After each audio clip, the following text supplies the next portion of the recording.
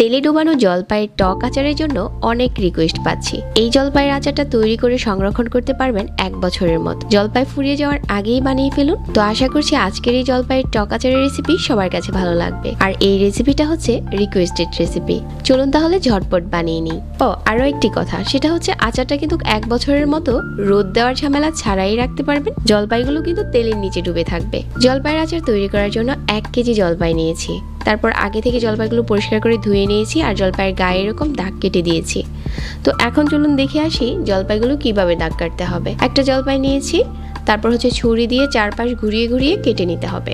আর অবশ্যই একটা জিনিস খেয়াল রাখবেন, জলপাইয়ের গায়ে যাতে কোনো পানি না থাকে, কারণ আজকের আচারটা আমরা ফ্রিজ ছাড়া 1 বছর সংরক্ষণ করব। কোনো রকম পানি থাকলে কিন্তু আচার নষ্ট হয়ে যাবে। আচার তৈরি করার জন্য চুলায় একটা প্যান বসিয়ে দিয়েছি আর এখানে 1 কাপ নিয়েছি সরিষার তেল। তবে আমাদের আরো হাফ কাপ সরিষার তেল লাগবে, এটা পরে ব্যবহার করব। তারপর কিছু আস্ত গরম মশলা দিয়ে দিলাম। তারপর হাফ চা চামচ দিয়ে দিচ্ছি 5 ফোড়ন।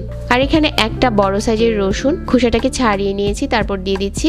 আর 2টার মতো দিয়েছি পেঁয়াজ কুচি। অনেকের কাছে একটু অবাক লাগতে পারে, কারণ আচারে কেউ পেঁয়াজ ব্যবহার করে না। এটা যার যার পছন্দ, আমার ভালো লাগে তাই দিয়েছি। আপনি চাইলে এটা স্কিপ করতে পারবেন। তারপর এখানে 1 চা চামচ আদা বাটা আর 1 চা চামচ রসুন বাটা দিয়ে দিচ্ছি। আর এখানে 2 টেবিল চামচ সরিষা খুব ভালো করে বেটে নিয়েছি, এটা দিয়ে দিচ্ছি। এখন সবগুলো মশলা সরিষার তেলের সাথে নেড়ে চেড়ে কষিয়ে নিতে হবে। তারপর এখানে দিয়ে দিচ্ছি 4-5টার মতো লাল মরিচ। এটা আচারটা দেখতে যাতে সুন্দর লাগে এই জন্য দিয়েছি। তারপর এখানে কিছু নিয়েছি গুঁড়ো মশলা, মরিচ, হলুদ, ধনিয়া আর হচ্ছে জিরা গুঁড়া। এই সবগুলো মশলা হাফ চামচ করে নিয়েছি। এই গুঁড়া মশলাটা নেড়ে চেড়ে মিশিয়ে নিয়েছি। গুঁড়া মশলাটা দেওয়ার কারণ হচ্ছে আচারটা খেতে যেরকম ভালো লাগবে, কালারটাও সুন্দর আসবে। এই মশলাটা কষানোর জন্য আমি এখানে 1/4 কাপ ভিনিগার নিয়েছি। পানি দেওয়া যাবে না, 1/4 কাপ ভিনিগারই দিতে হবে। তারপর নেড়ে চেড়ে সবগুলো মশলা কিছুক্ষণ কষিয়ে নিতে হবে। এই সময় কিন্তু চুলার আঁচ কমিয়ে রাখতে হবে।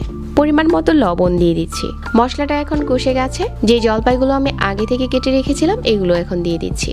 তারপর মশলার সাথে নেড়ে চেড়ে মিশিয়ে নিতে হবে আর কিছুক্ষণ কষিয়ে নিতে হবে। তবে আজকের এই টক আচারে আমি 1/4 কাপের মতো চিনি ব্যবহার করব। কেউ যদি চান এটা স্কিপ করতে পারেন, এর জন্য কিন্তু আচারটা মিষ্টি হয়ে যাবে না, খুব সুইট একটা টেস্ট চলে আসবে। তারপর আরো হাফ কাপ সরিষার তেল দিয়ে দিলাম। এখন নেড়ে চেড়ে মিশিয়ে নিচ্ছি সবগুলো উপকরণ আর ঢাকনা দিয়ে ঢেকে রান্না করে নিতে হবে যতক্ষণ না জলপাইগুলো সিদ্ধ হয়ে যাচ্ছে। আর মাঝে মাঝে 2-1 বার নেড়ে দিতে হবে। তবে এই সময় চুলার আঁচ বাড়াবেন না, অল্প আঁচে রান্না করবেন। তো অল্প আঁচে বেশ কিছুক্ষণ নেড়ে চেড়ে রান্না করে নেওয়ার পর এখন আমাদের জলপাইয়ের আচার প্রায় তৈরি হয়ে গেছে। উপরে কিছুটা বিট লবণ দিয়ে দিচ্ছি, তাতে করে আচারের টেস্ট খুব ভালো আসে। তো আবারও নেড়ে চেড়ে মিশিয়ে নিচ্ছি। কেউ যদি চান এই পর্যায়ে আরো কিছু 5 ফোড়ন গুঁড়ো করে ব্যবহার করতে পারেন। আমি দিচ্ছি না, কারণ এটা টক আচার। যে 5 ফোড়নটা দিয়েছি এটাতেই খেতে ভালো লাগবে। তারপর একটা জলপাই চেক করে নিচ্ছি সিদ্ধ হয়েছে কিনা। জলপাইগুলো সিদ্ধ হয়ে গেছে।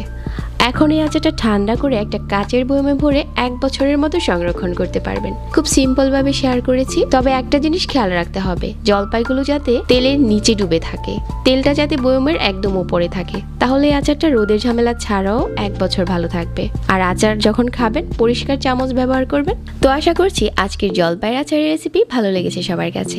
অনেক ধন্যবাদ জানাচ্ছি। আজকে এখানেই বিদায় নিচ্ছি। আল্লাহ হাফেজ।